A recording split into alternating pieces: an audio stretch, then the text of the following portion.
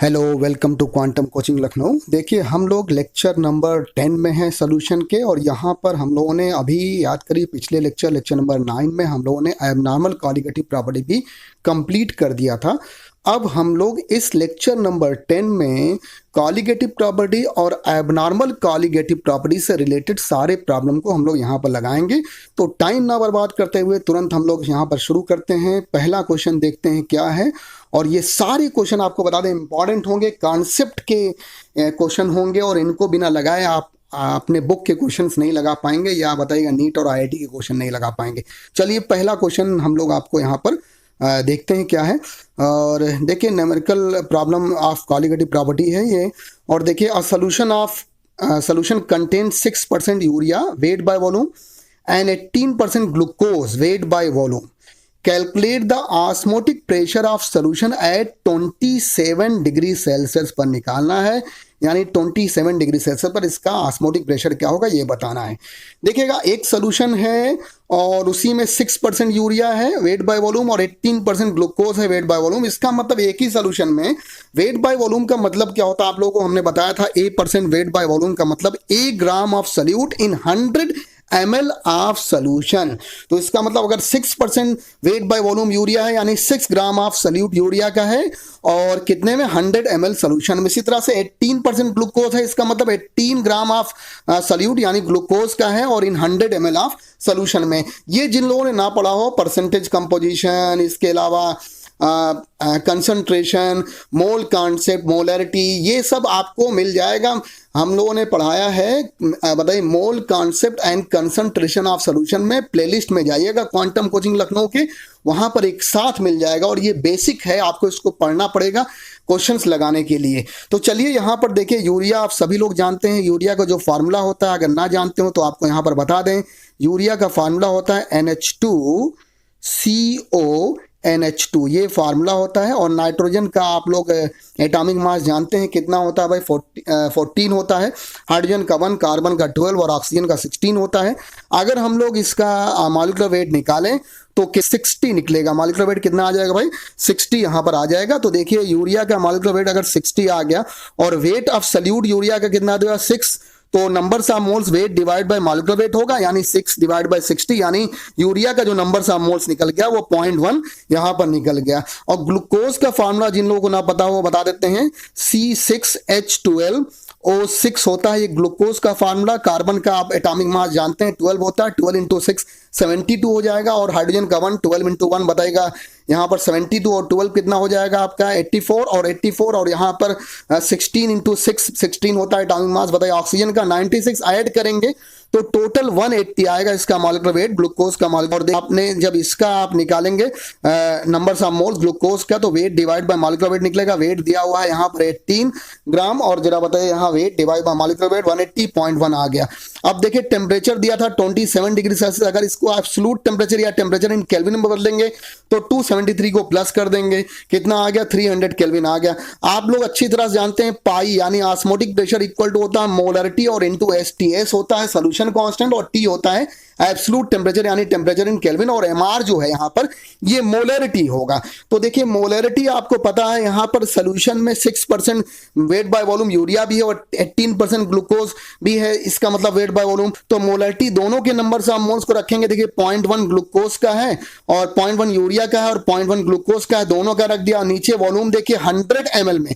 आपसे हमने बताया था अगर ऐसा होता है A% वेट बाय वॉल्यूम होता है, इसका मतलब A gram of solute in 100 ml of solution. तो आसानी से यहाँ पर कितना हो गया, यहाँ पर 100 हो गया, तो 100 ml हुआ। अगर इसको लीटर में बदलेंगे तो 100 डिवाइड बाय 1000 यानी 0.1 हो गया। तो 0.1 प्लस 0.1 क्या हो गया यहाँ पर 0.2, और डिवाइड बाय यहाँ पर 0.1, और ये इसका मतलब यहाँ पर 2 हो जाएगा कैंसिल होकर। और देखिए, S की वैल्यू आप जानते हैं 0.0821 ATM लीटर पर मोल केल्विन होती है, और टेम्परेचर आपका 300 केल्विन है। मल्टीप्लाई कर देंगे 49.2 ATM, यहाँ पर आंसर आ गया। ये फर्स्ट क्वेश्चन बहुत इंपॉर्टेंट क्वेश्चन।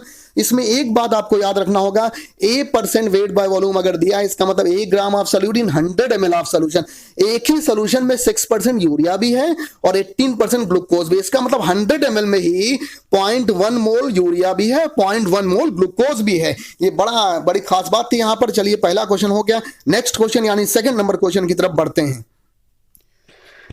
देखिए सेकंड नंबर क्वेश्चन आपके सामने है और क्या है, 6% wait by volume aqueous solution of urea is mixed with another solution of 18% wait by volume aqueous solution of glucose. ऐसा लगता होगा कि अभी जो हमने पिछला क्वेश्चन कराया आपको देखने पर लग रहा होगा वही सेम क्वेश्चन है, find out osmotic pressure of resulting mixture eight 27 degree Celsius. लेकिन यहां पर एक मेजर डिफरेंस दिख रहा होगा। 6% wait by volume aqueous solution of urea is mixed with another solution of 18% wait by volume aqueous solution of glucose. पिछली बार जो था वहां पर दोनों एक ही सोल्यूशन में थे, अब की दोनों को मिक्स किया गया। इसका मतलब 100 ml यूरिया वाला और 100 ml बताइए ग्लूकोज वाला, ये मिलकर 200 ml हो जाएगा। बाकी आप देखें नंबर्स ऑफ मोल्स आप जरा बताइएगा, यूरिया का निकालेंगे फिर से वही 0.1 निकलेगा। यूरिया का जब नंबर्स ऑफ मोल्स निकालेंगे वही 0.1 निकलेगा। पीछे की तरह जिन लोगों को देखा ना हो पहला क्वेश्चन देख लें।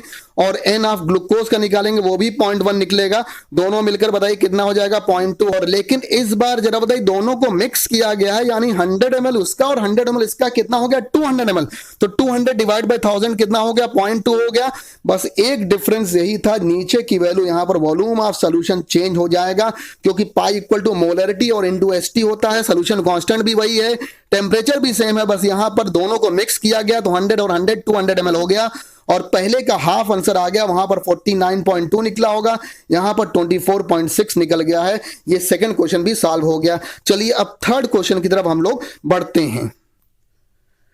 तो लेक्चर नंबर 10 का ये थर्ड नंबर क्वेश्चन देखते हैं। ये क्या है, देखिए क्वेश्चन क्या है, the osmotic pressure of 0.1 molar NaCl solution. 0.1 molar NaCl solution, कभी भी अगर कैपिटल एम दिया हो मतलब मोलरिटी दी हुई है, और अगर स्मॉल एम में दिया हो मतलब मोलरिटी दी हुई है, ये याद रखिएगा, आप लोग को जानते हैं।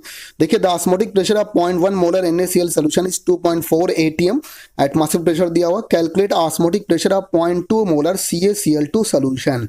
अब देखिए यहाँ पर सबसे बड़ी बात यह है कि यहाँ पर NaCl भी देखिएगा इलेक्ट्रोलाइट है और CaCl2 भी क्या है, इलेक्ट्रोलाइट है। इसका मतलब ये अपने आयंस में ब्रेक होगा और इसका मतलब ये एबनॉर्मल कॉलिगेटिव प्रॉपर्टी शो करेगा। इसीलिए यहाँ पर जो फार्मूला रखेंगे हम लोग वो रखेंगे पाई इक्वल टू ICST रखेंगे, ICST। अब एक के लिए हम लोग पाई 1 ले लेते हैं और एक के लिए हम लोग पाई 2 ले लेते हैं। तो पाई इक्वल टू ICST, क्योंकि इस बार वांट ऑफ फैक्टर आपको पता होना चाहिए। और अगर आपको कुछ ना दिया हो कहते हैं कि 100% डिसोसिएशन हुआ है, इसका मतलब देखिए NaCl अगर ब्रेक करेगा तो NaCl किस में जाएगा, Na प्लस में, और किसमें Cl माइनस में जाएगा। इसका मतलब इसके दो आयन बनेंगे। तो 100% डिसोसिएशन के केस में जो I होता है स्मॉल n के इक्वल होता है, आपको पढ़ाया है एबनॉर्मल कॉलिगेटिव प्रॉपर्टी में, चेक कर लीजिएगा। तो देखिए numbers of moles of product क्या होगा, तो numbers of moles of product देखिए 1 इसका और 1 इसका कितना हो गया, 2 हो गया। तो I जो होगा NaCl के लिए कितना आ गया यहाँ पर। और अगर हम लोग निकालें किसके लिए, CaCl2 के लिए, तो CaCl2 कैसे ब्रेक करेगा देखिएगा। CaCl2 आपका कैसे, आपको दिखाते हैं यहाँ पर। देखिए Ca+2 में जाएगा और 2Cl माइनस में जाएगा। इसका मतलब इसके कितने आयंस बन रहे हैं, 2 क्लोराइड के और 1 कैल्शियम का, 3 बन रहे हैं। तो I बताइए numbers of moles of product क्या होगा। इसका मतलब यहाँ पर I की वैल्यू कितनी हो जाएगी, Ca का 1 और Cl का 2। इसका मतलब यहाँ पर, और जरा बताइए इसके लिए कितना हो गया आपका, CaCl2 के लिए 3 हो गया। अब पाई 1 इक्वल टू I1CST रखा और पाई 2 इक्वल टू I2CST। पाई 1 बताइए NaCl के लिए लिया और पाई 2 CaCl2 के लिए लिया। I1 की वैल्यू NaCl के लिए 2 है और CaCl2 के लिए 3 है। जिनको ना समझ में आएगा कमेंट सेक्शन में जाकर पूछ लेंगे। और कंसंट्रेशन पहले का है 0.1 NaCl का और CaCl2 यानी कैल्शियम क्लोराइड का है 0.2 रख दिया। और टेम्परेचर दोनों का सेम, जब कुछ नहीं दिया इसका मतलब सेम मानेंगे, कैंसिल हो गया। और देखिए पाई 1 यहां पर दिया हुआ था, देखिए पाई 1 आपका 2.4 दिया हुआ है, 2.4 रख दिया यहाँ पर पाई 1 की जगह पर। पाई 2 निकालना है, सॉल्व करिएगा, 7.2 atm यहाँ पर आ गया। बड़ा अच्छा क्वेश्चन था, एबनॉर्मल कॉलिगेटिव प्रॉपर्टी से रिलेटेड था, क्योंकि दोनों के दोनों जो यहाँ पर सल्यूट थे वो कैसे थे, इलेक्ट्रोलाइट, नॉन इलेक्ट्रोलाइट नहीं थे, इलेक्ट्रोलाइट थे। इसका मतलब एबनॉर्मलिटी शो करेंगे और अपने ये ब्रेक होंगे आयंस में। तो याद रखिए, आप कहते हैं in colligative property ions behave like molecule, तो यहाँ पर मॉलिक्यूल की तरह बिहेव करेंगे। और यहाँ पर I होगा 100% डिसोसिएशन केस में numbers of moles of product के हो जाएगा। चलिए नेक्स्ट क्वेश्चन की तरफ हम लोग बढ़ते हैं इस लेक्चर के। तो लेक्चर नंबर 10 के हम लोग 4th क्वेश्चन पर आ चुके हैं और देखते हैं क्या है। Calculate freezing point of 0.01 M, यानी स्मॉल एम दिया, इसका मतलब मोलैलिटी दी हुई है, मोलैलिटी नहीं मोलैलिटी दी हुई है 0.01 aqueous solution of K4FeCN6 if it ionises 70%। इस बार आपका ऐसा दिया हुआ है कि 70% आयोनाइज हो रहा है, मतलब यहां पर आपको कुछ नहीं दिया हुआ है। इस देखिए पीछे वाले क्वेश्चन में क्या था, NaCl था, और NaCl बताइएगा स्ट्रांग इलेक्ट्रोलाइट होगा, और अगर आपको नहीं दिया हुआ है कुछ और स्ट्रांग इलेक्ट्रोलाइट है, देखिए बैक क्वेश्चन में आपको बताते हैं यहाँ पर, और यहाँ पर चेक करिएगा ये NaCl था, NaCl था, स्ट्रांग इलेक्ट्रोलाइट था, अगर कुछ नहीं दिया हो तो 100% आयोनाइज मानेंगे। CaCl2 है, ये भी स्ट्रांग इलेक्ट्रोलाइट है, अगर कुछ नहीं दिया हुआ तो 100% आयोनाइज मानेंगे। तो अब चलिए अब इसमें जरा देख लेते हैं, इसमें आपको दिया हुआ ये भी एक तरह से स्ट्रांग इलेक्ट्रोलाइट ही है, लेकिन यहाँ पर आपको 70% आयोनाइजेशन दिया हुआ है, ये भी ज्यादा ही होता है। अब देखिए यहाँ पर आपको 0.101 मोलैलिटी दी हुई है और K4FeCN6 था। सबसे पहले आपको बता दें K4FeCN6 के लिए अगर मान लीजिए यहाँ पर 100% आयोनाइजेशन होता तो यहाँ पर देखिए K4FeCN6 में जाता 4K प्लस में जाता, और यहाँ पर प्लस आता Fe और Cn का होल 6 की पावर कितना होता, -4, क्योंकि ये बताइएगा कॉम्प्लेक्स आयन होता तो -4 यहाँ पर होता। FeCN का होल 6 की पावर बताइए यहाँ पर क्या हो जाता, -4 होता। इसका मतलब टोटल नंबर्स ऑफ आयन्स अगर आप आपका 5 हो गया, यहाँ पर नंबर्स ऑफ मोल्स ऑफ जो प्रोडक्ट यहाँ पर हो गया वो 5 हो गया। तो यहाँ पर प्रोडक्ट रखते हैं, और लेकिन अब की बार बताइएगा परसेंटेज आयोनाइजेशन दिया हुआ तो फार्मूला रखेंगे alpha equal to I-1 divide by N-1। यहाँ पर अल्फा है बताइए डिग्री ऑफ आयोनाइजेशन या डिग्री ऑफ डिसोसिएशन, तो देखिए 70% है तो 70 डिवाइड बाय 100 रखेंगे, 0.7 आ गया।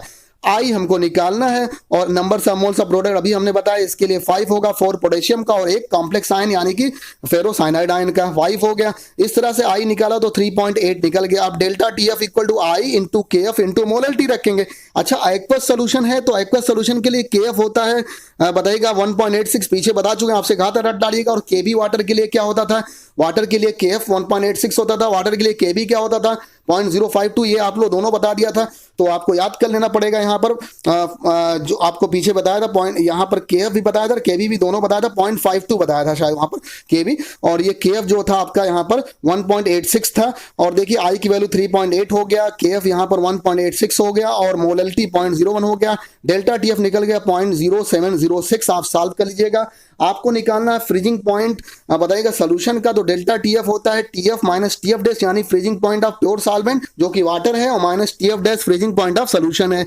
तो TF वाटर के लिए फ्रीजिंग पॉइंट कितना होगा, 0 डिग्री सेल्सियस होगा, और ये डेल्टा TF आप निकाल चुके हैं 0.0706 हो गया। TF डैश जरा बताइए कितना निकल गया, -0.0706, और ये डिप्रेशन होना चाहिए था और कमी हो भी रही है। तो इलेक्शन नंबर 10 का 4th नंबर क्वेश्चन। अब चलिए हम लोग अगले क्वेश्चन यानी 5th नंबर क्वेश्चन की तरफ बढ़ते हैं, और ये समझ चुके होंगे, ना समझ पाए हो तो आप इसको कमेंट सेक्शन में पूछ सकते हैं।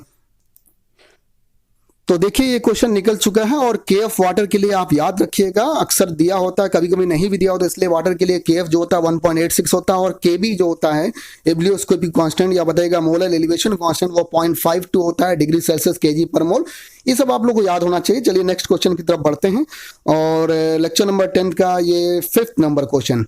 तो ये 5th नंबर क्वेश्चन देखिए यहाँ पर क्या, पहले उसके पहले आपको कॉन्सेप्ट समझना पड़ेगा, तब हम आपको 5th नंबर क्वेश्चन, क्योंकि ऑब्जेक्टिव टाइप का क्वेश्चन है तब बता पाएंगे।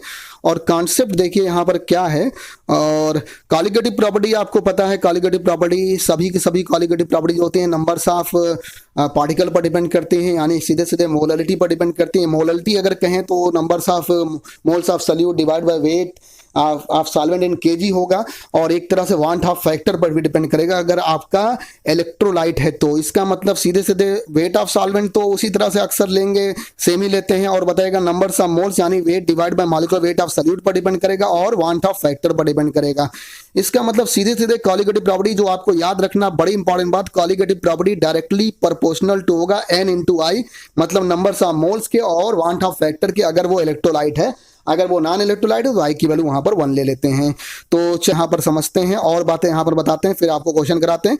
देखिए when numbers of particle increases, सारी की सारी कॉलिगेटिव प्रॉपर्टी, चाहे वो relative loading in vapour pressure हो, एलिवेशन इन बॉइलिंग पॉइंट हो, डिप्रेशन इन फ्रीजिंग पॉइंट हो, ऑस्मोटिक प्रेशर हो, सब के सब इंक्रीज करती है। लेकिन एक बात बता दें आपको, वेपर प्रेशर ऑफ सोल्यूशन जब भी आप बताइएगा किसी प्योर सॉल्वेंट को सोल्यूशन में कन्वर्ट करते हैं, नंबर्स ऑफ पार्टिकल को बढ़ाते हैं, तो वेपर प्रेशर ऑफ सोल्यूशन और फ्रीजिंग पॉइंट ऑफ सोल्यूशन क्या करता है, डिक्रीज करता है। ये बात याद रखिएगा, आगे आपको क्वेश्चंस में काम आएंगे। बहुत सारे ऐसे क्वेश्चन ऑप्शनल वाले पूछे जाते हैं जिसमें इसकी जरूरत पड़ती है। अब चलिए हम लोग फर्स्ट नंबर क्वेश्चन यहां पर देखते हैं। देखिए आपने एक बड़ी इंपॉर्टेंट बात समझ ली, colligative property directly proportional to numbers of moles, और यही वांट ऑफ फैक्टर के यानी एनआई के डायरेक्टली रिलेशन में होगा। जब भी नंबर्स ऑफ पार्टिकल बढ़ेंगे सारी कॉलिगेटिव प्रॉपर्टी इंक्रीज करेंगे, चाहे वो relative lower in vapour pressure हो, एलिवेशन इन बॉइलिंग पॉइंट हो, डिप्रेशन इन फ्रीजिंग पॉइंट हो, या ऑस्मोटिक प्रेशर हो। लेकिन वेपर प्रेशर ऑफ सोल्यूशन और freezing point of solution decrease करता है, ये बात याद रखिएगा आप।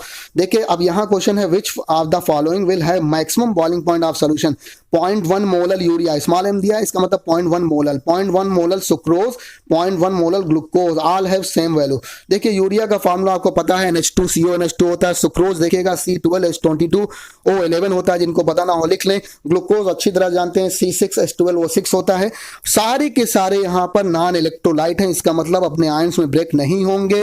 और कॉलिगेटिव प्रॉपर्टी आपने देखा यहाँ पर, colligative property directly proportional to यहाँ पर NI के हुआ, इसका मतलब यहाँ पर I तो सबके लिए सेम हो गया।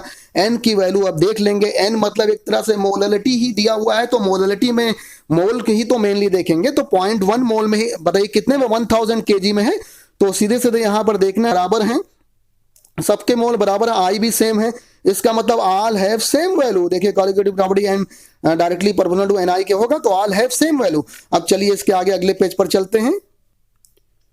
तो देखिए यहाँ पर जो ये क्वेश्चन था, विच of the following will have maximum boiling point of solution, उसी क्वेश्चन का फर्स्ट पार्ट ये दिया हमने, मतलब एक तरह से सेम क्वेश्चन है लेकिन उसके अलग अलग हम लोगों ने ऑप्शन दिए हैं। पहला ये 4 ऑप्शन थे, पहले क्वेश्चन के 4 ऑप्शन थे, उसमें से आपने छांट लिया ऑल हैव सेम वैल्यू, मतलब सभी के बॉइलिंग पॉइंट ऑफ सोल्यूशन क्या होंगे, सेम होंगे, क्योंकि colligative property numbers of particle पर डिपेंड करती है, आपको पता है, वो भी सेम है, यानी मोलैलिटी भी सेम है और आई भी सेम है।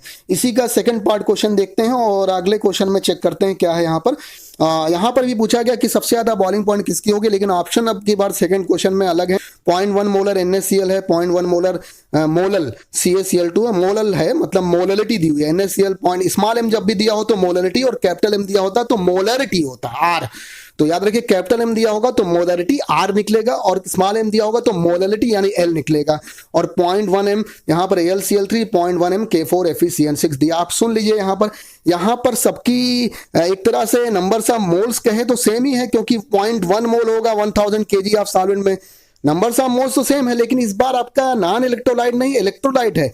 NaCl के लिए 100% डिसोसिएशन के केस में 2 होगी वैल्यू, क्योंकि Na प्लस और Cl माइनस में जाएगा। CaCl2 के लिए पीछे बताया था Ca+2 और 2Cl माइनस 3 होगा। AlCl3 के लिए बताइएगा 4 होगा, और K4FeCN6 के लिए कितना होगा, 4K प्लस में जाएगा। आपको बता दें यहाँ पर 4K प्लस में जाएगा, और बताएगा यहाँ पर फेरोसाइनाइड आयन बनेगा FeCN का होल 6 की पावर -4, यानी कॉम्प्लेक्स आयन बनेगा। इसको एक बार फिर से यहाँ पर देखा, K4FeCN6 का थोड़ा सा जानते रहिएगा। यहाँ पर देखिए 4K प्लस बनेगा, और साथ में बताएगा यहाँ पर ब्रैकेट में क्या होगा, यहाँ पर बन जाएगा आपका FeCN का होल 6, और इसकी पावर क्या होगा, -4 होगा। यानी एक पूरा कॉम्प्लेक्स कंपाउंड ये है और दूसरा ये, यानी 4 और 1 कितना हो गया, टोटल 5 हो गया। इस तरह से यहाँ पर देखिएगा 5 हो गया, 5 आ जाएगी। तो पहले वाले में अगर चेक करिए तो I की वैल्यू 2 है, दूसरे वाले में बताएगा 3 है, तीसरे वाले में 4 है, और यहाँ पर 5 है। तो सब देखिए अगर n सबके लिए सेम है, कॉलिगेटिव प्रॉपर्टी आपको पता है, colligative property directly proportional to numbers of moles, और I के होता है, n सबका सेम है, नंबर्स ऑफ मोल सेम है। I सबसे ज्यादा किसके लिए है, D वाले के लिए है। तो D वाले के लिए अगर I सब समझ लीजिए कि यहाँ पर कॉलिगेटिव प्रॉपर्टी बढ़ जाएगी D वाले के लिए, इसका मतलब सारी की सारी कॉलिगेटिव प्रॉपर्टी आप जानते हैं बढ़ती है। और अगर नंबर्स ऑफ पार्टिकल बढ़ते हो या I बढ़ते हो, इसका मतलब कौन सा बॉइलिंग पॉइंट सबसे ज्यादा किसका हो जाएगा, ये 0.1 मोलल यहाँ पर K4FeCN6 होगा। ये स्मॉल m दिया हुआ है, मोलल है, तो इसका मतलब ये डी ऑप्शन यहाँ पर हो गया। अब देखिए थर्ड क्वेश्चन उसी का, विच ऑफ द फॉलोइंग है maximum boiling point of solution. 1% urea दिया हुआ है, 1% ग्लूकोज, 1% सुक्रोज, 1% दिया हुआ है। 1% को आप मानते हैं 1% वेट बाय वेट, इसका मतलब 1 gram of solute in 100 gram of solution में। जब भी कभी 10%, 2%, 3%, 4% ऐसे दिया हो और अगर आपको आगे वेट बाय वेट ना दिया हो तो ये परसेंटेज बाय मास होता है। परसेंटेज बाय मास का मतलब जैसे A% वेट बाय वेट दिया हो तो 1 gram of solute in 100 gram of solution होता है। इसी तरह से 1% दिया है, 1 gram of solute in 100 gram of solution में होगा। तो यानी इन सब में जरा बताइएगा वेट ऑफ सॉल्यूट क्या आएगा 1, यहां पर भी क्या होगा 1, यहां पर भी क्या होगा 1। अब देखिए यूरिया का मॉलिक्यूलर वेट, यूरिया का फार्मूला आप जानते हैं NH2CO NH2 होता है।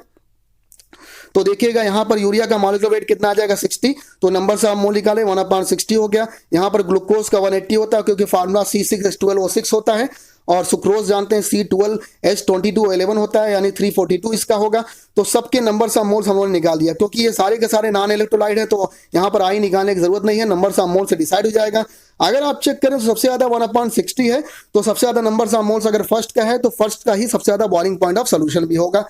सिर्फ freezing point of solution decrease करता है नंबर्स ऑफ पार्टिकल बढ़ने से, बाकी सारे boiling point of solution increase करेगा, ये सब इंक्रीज करेगा। और आपसे बता दें वेपर प्रेशर भी क्या होता है, नंबर्स ऑफ पार्टिकल के बताइए इंक्रीज करने से डिक्रीज करता है, क्योंकि प्योर स्टेट में बताइए वेपर प्रेशर ज्यादा होगा और सोल्यूशन के स्टेट में कम हो जाता है। अगला आप देखिए फोर्थ नंबर यहाँ पर क्वेश्चन देखते हैं। 1% NaCl दिया है, इलेक्ट्रोलाइट है, 1% CaCl2 दिया हुआ है, 1% AlCl3 दिया हुआ है, 1% यूरिया, एक खाली यहाँ पर नॉन इलेक्ट्रोलाइट है जो कि यूरिया, बाकी सब इलेक्ट्रोलाइट है। इसका मतलब आपको नंबर्स ऑफ मोल्स भी देखना पड़ेगा और साथ साथ वांट ऑफ फैक्टर भी देखना पड़ेगा। NaCl का मॉलिक्यूलर वेट देखिए, Na का 23 रखिए एटॉमिक मास और Cl का 35.5, तो बताइए नंबर्स ऑफ मोल्स क्या हो गया 1/58.5 हो गया, क्योंकि 1% NaCl का मतलब 1 gram of solute in 100 gram of solution में। तो वेट ऑफ सॉल्यूट कितना हो गया 1/58.5 हो गया। NaCl के लिए I की वैल्यू कितनी हो गई 2, ये आ गया।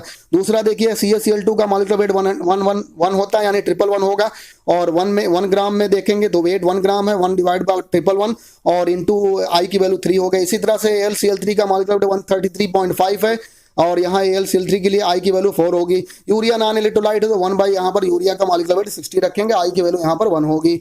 तो सबसे ज्यादा जो वैल्यू है आप चेक कर लीजिएगा, इसको सॉल्व करके फर्स्ट वाले के लिए है तो इसी की बॉइलिंग पॉइंट सबसे ज्यादा होगी। चलिए अब नेक्स्ट क्वेश्चन की तरफ हम लोग बढ़ते हैं, और ये समझ गए होंगे, कहीं डाउट होगा जरूर पूछ लीजिएगा, फिर से हम लोग बता देंगे आपको। तो देखिए अब लेक्चर नंबर 10 का ये अगला क्वेश्चन, वहां नंबरिंग पर नहीं जाइएगा, बहुत सारे क्वेश्चन हम लोगों ने करा दिया, और देखिएगा 5 क्वेश्चन के कई 5th क्वेश्चन के कई पार्ट थे, उस पार्ट को करा दिया। ये एक तरह से 6 नंबर क्वेश्चन है, लेकिन यहाँ पर सेकंड लिखा हुआ है, इस नंबरिंग को मत जाइएगा, क्योंकि एक अलग लेक्चर के लिए हमने बनाया था, लेकिन सब एक ही में करा दे रहे हैं जिससे आप एक साथ पूरे क्वेश्चन सॉल्व कर लें।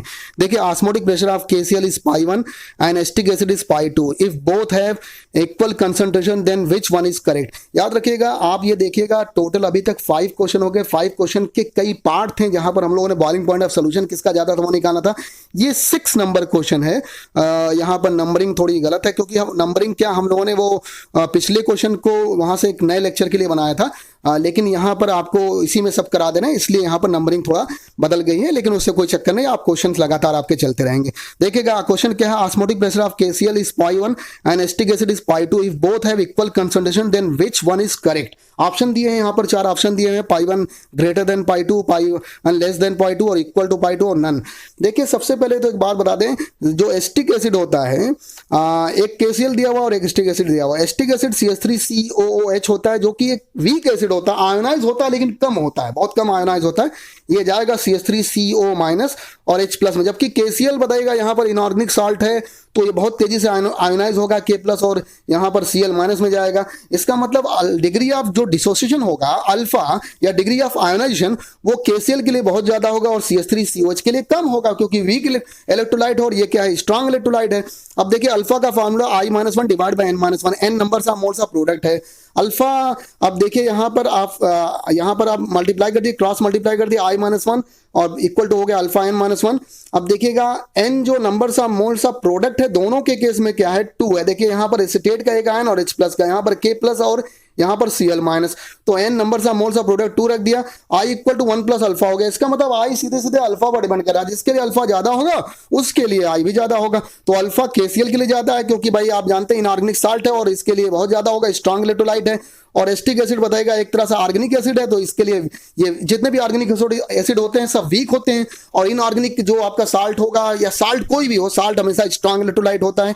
तो I KCl भी किसके लिए ज्यादा होगा, I किसके लिए ज्यादा होगा, KCl के लिए, और CH3COH के लिए कम होगा। इसका मतलब KCl के लिए I ज्यादा होगा, तो जिसके लिए I ज्यादा, पाई आपने पढ़ा था, पाई डायरेक्टली प्रोपोर्शनल टू, हम लोगों ने पढ़ा था पाई क्या, कोई भी कॉलीगेटिव प्रॉपर्टी CI से डायरेक्टली रिलेशन रखती है या NI से डायरेक्टली रिलेशन रखती है, हम लोगों ने पढ़ा है नंबर ऑफ मोल से। यहाँ पर चेक कर लिए, सबसे ज्यादा पाई1 होगा और पाई2 कम होगा।